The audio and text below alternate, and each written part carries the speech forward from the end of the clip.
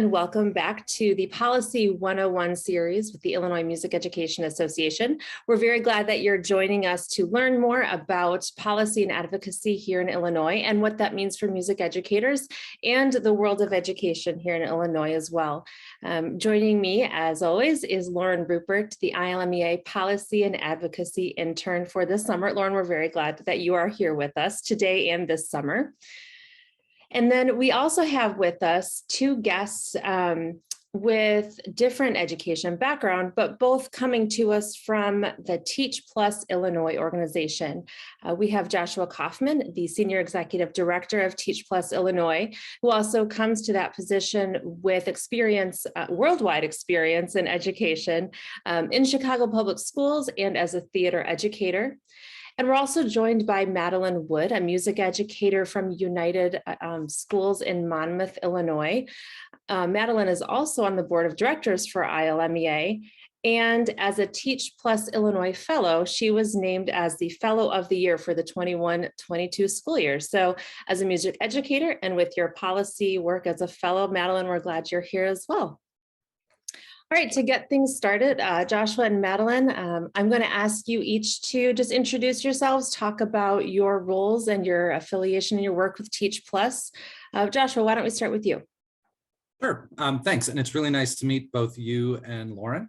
So I am the Illinois Senior Executive Director for TeachPlus. So what that means is that I run all of the operations that we do in Illinois. And so just as brief background, if people don't know TeachPlus, we are a teacher leadership organization, and we work to empower excellent, experienced, and diverse teachers like Madeline to become effective leaders, both in shaping the policies that govern education, but also to help teachers become better leaders in their schools, helping them and their peers work better with students. So that's what we do overall. In Illinois, this year we worked with about 125 teacher leaders across the state, in a variety of programs. And one of those programs is our Teaching Policy Fellowship, which is where I met Madeline. And I am Madeline Wood. I teach 6 through 12 band and general music at United. And I was so fortunate to have been a part of the TeachPlus Policy Fellowship last year. And I'm thrilled to sign on again for another year as the TeachPlus Senior Policy Fellow. Great. Thank you both for joining us. I'm actually going to throw it to Lauren as our policy and advocacy intern with the expertise in that area to ask a couple of questions about your work and to lead this part of the conversation. I'm excited to listen in and learn as well. So Lauren, why don't you take it from here? All right. Thank you, Lori. Josh, would you start us off and just tell us what is a legislative or a policy success story of yours? Sure. So the first one that comes to mind is this is, I know, going into ancient history, back in the 2016-17 school year, Illinois was faced with having the most inequitable education funding formula in the nation. It didn't mean that we were the worst funded, but what that meant was that kids in poverty were getting only, I believe it was 77 cents for every dollar that kids who were not in poverty that were getting. And obviously that's really a challenge because kids who are in poverty have additional challenges. So our funding system was upside down from what it should have been. And for several years, a group of legislators and activists had tried to change this. And each year they got a little bit closer. And the last couple of years we weighed in. And during the year that we weighed in, I would never say that we were the group that made it happen. But I think of often in policy and politics, there is things are kind of stuck for a while as people are pushing on both sides trying to get something. And I think that the group of TeachPlus teachers, if you think of it as like a football scrum, they sort of came in when it was on the 5-yard line, but it was a whole bunch of them and they pushed everything over the finish line. And what that looked like in actual practice was we had teachers that were incredibly active at raising the issue both locally and statewide. We had teachers, I think we had 18 different teachers who met with their individual legislators and advocated for them to pass the bill. We had teachers publish or be quoted in publications over 30 times during the year that we pushed for that. Teachers organized, including actually the teacher at that time, our senior fellow at that time, who was a music teacher and thus maybe a little more creative in his approach. he came up with the idea to hold a foot race for fair school funding. And I remember thinking, that sounds like a terrible idea, and we're going to have to get so much insurance. And it actually wasn't that. What it was, though, is it was a 200-yard race that ended at the Lincoln statue in front of the Illinois Capitol. And there were 3 teams in this race. One team from a really well-funded school district, one team from a moderately funded school district, and one from a really low-funded school district. Well, the team from the really well-funded district, they began on the 100-yard line, and they just had to run to the finish. The team from the moderately funded district, they began on the 50, and they had to jump over a hurdle and then run to the finish. And then the team from the low funded district, they had to start at the very beginning. They had to put on a backpack full of books, jump over a hurdle, and then run a full 200 yards. And this got on the news. It really raised the awareness of the issue. And so through a variety of opportunities like that, including, we had 3 teachers that responded directly to Governor Rauner's claim that this would only be a bailout for Chicago. And we had teachers from Southern Illinois, Central Illinois, and from Chicago who were all able to say, no, this is actually going to be good for all kids. And so at the end of, a couple of years of hard fighting, ultimately in September of 2017, that legislation was passed, and 2 TeachPlus fellows were there at the signing with Governor Rauner and Senator Menard and all the folks that made it happen. Wow, congratulations. That sounds like an incredible win. It was pretty great. I was really, really pleased with the access and the impact that the teachers were able to have. Yeah, absolutely. And I like one of the things that you mentioned is that, oftentimes in policy that things are just kind of stuck for a while. So Madeline, then turning to you as a fellow, someone who's been getting into this work, what is something that you find to be the biggest challenge in advocating for policy change? One of my personal biggest challenges is imposter syndrome. I often think, am I qualified to be speaking about this? Am I the right person? But then I also confront myself with the question, if not me, then who? And so anybody who's interested in getting into this work, do your research and then just dive in. Because if you are passionate about education and about making change and you're doing what's best for kids, then it's a win-win-win. So definitely go for it, even if you think you might not be the right person, because if you care, you definitely are. Ooh, that is great. I'm sure many of us on this call, and I'm sure many people listening as well, can absolutely relate to that imposter syndrome. So Josh, and I am curious, what change do you see in the teacher fellows as they are developing their advocacy skills? Yeah, it's a great question, and it really ties to what Madeline mentioned at the beginning. So our policy fellowship is a year-long fellowship where teachers learn about policy, and then they choose a specific issue that they want to advocate on or work on for the year. And what you usually see in the first 2 or 3 months are a lot of scared faces with people that kind of like Madeline mentioned, have imposter syndrome.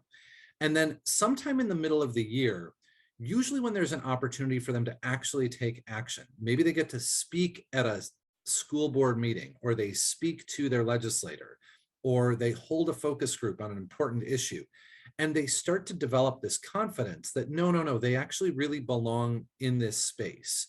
And once that happens, it's a big change for teachers, because then they realize, as Madeline said, I can do this. And in fact, I might be the only person who knows what's happening with my students. So I'm the only person that can really raise this issue to the policymaker, whether it be their principal, their superintendent, a legislator, or even the governor. Yeah, I love that you pointed to the individuality, right, of not only every teacher, every classroom, every district is going to have different policies. So Madeline, what advice would you give to teachers who are looking to get involved in policy advocacy themselves? Number one, find your co-conspirators. Even if you feel like you are alone in your school, there are other like-minded people either at your school building, in your district, or in my case, with other TeachPlus policy fellows. So I have to give a shout out to my incredible working group. This past year, we've been working on the Racism-Free Schools Act. And my other piece of advice is shamelessly advocate. So do not be afraid to share with everyone and anyone about your cause. So an example of this, I'm inviting all of you to go to racismfreeschools.org to sign up for our information, social media, as well as to share your story. So be shameless, be relentless. If it's important for you, your school, and your students, don't worry about being maybe a little, I'll use the words persistent and annoying. So a few times I wanted to speak to lawmakers in my area as well as in other areas. And I was a little disheartened not getting returned phone calls. But after 10 or 20 emails, I got an in-person meeting and it was very successful. So be relentless as well. I love that. And we will absolutely make sure to link your website into our show notes so that people can go check out your advocacy work. Thank you. So thinking about what you've shared today, thinking about your work, I'm going to ask each of you, and just fair warning, Madeline, I'll ask you to go first, and then Joshua. Could you each leave us with 3 quick tips for effective advocacy, for teachers to be effective advocates? It's hard to boil it down to 3, and some of these I already spoke about, but the first one that comes to mind, many of you will know Ron Polansich. He's a retired music educator, and he was one of my music professors at Roosevelt University. And he gave us the advice that if you are met with a brick wall, don't try to go through it, find a way around it. And in advocacy, especially policy change, meeting with lawmakers, you are going to be met with so many brick walls. So instead of being discouraged, just know that you're going to be met with some hurdles and figure out ways to go around them. And as arts educators, we can be very creative in finding those solutions that may even work out better than the original plan. We learn in TeachPlus to be bilingual, both in education and policy, because it's really 2 totally different worlds. Even though educators, we're bound by policy, and policymakers are making all of these decisions about education. But knowing how to speak fluently in both realms is really an advantage to you and your cause.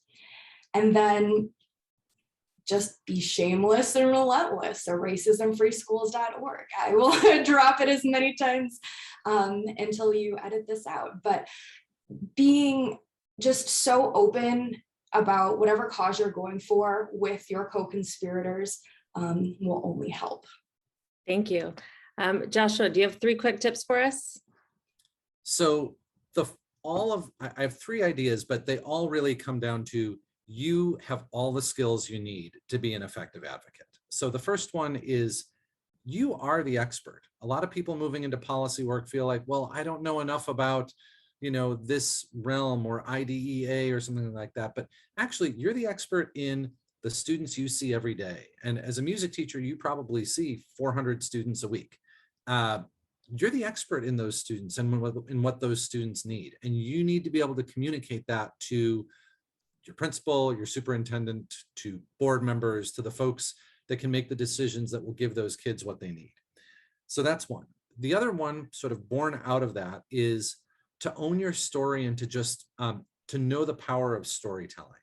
When we are trying to convince people of something, facts and figures are important, but also really important is helping the policymakers understand in a quick, succinct story why this is so important to you, why this is something that needs to happen for your kids. And then the last thing is, most broadly, to misquote Robert Fulghum, everything you needed to know to be an advocate, you learned in the music classroom. And I am not a music teacher, but I was a drama teacher, and I think there are some similarities. And as an arts teacher, you are always the last to get funding. You are always the teacher that is doesn't get first priority. And you know that you already have to advocate for your students to make sure that your programs exist. You have all the leadership skills. I mean, anyone who has directed a play, directed a band, put together a dance recital, put together an art show, the level of organization, being able to organize people and motivate them to do things, that is something that many other teachers don't have. and you know how to express yourself, whether it be with an instrument or with words or with art. You know how to get a point across. And so those are some of the key elements. And so as a music teacher, you actually have all that you need to be an advocate, and you learned it in your music classroom. That's great advice and great encouragement. And I think we often need to be reminded of that we have what we need. We just need the encouragement and and we need to be empowered to bring it out. So thank you both for those reminders and for sharing your expertise. Lauren, anything else before we wrap up for today? No, just thank you again for being here and for speaking with us. This has been wonderful. And I hope that it inspires some of our music teachers out there in Illinois to get involved in the conversation. You know, can I throw in one more thing? It just made me think. I will share it with you as a link that you can share out, but I'm also thinking of, you can also leverage your own discipline for advocacy.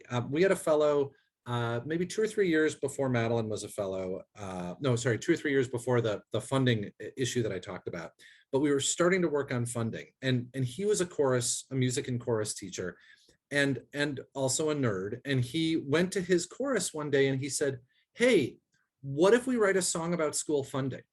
And they all said yes. And what they came up with, there's about a 5.5-minute video. I'll share with both of you the link so you can share it out with this, is a beautiful piece that blends R&B with a little bit of rap, and the story of, at that point, some of the challenges with school funding in Chicago. But the music also made the difference. So don't be afraid to leverage the content and the expertise that you have as an advocate as well.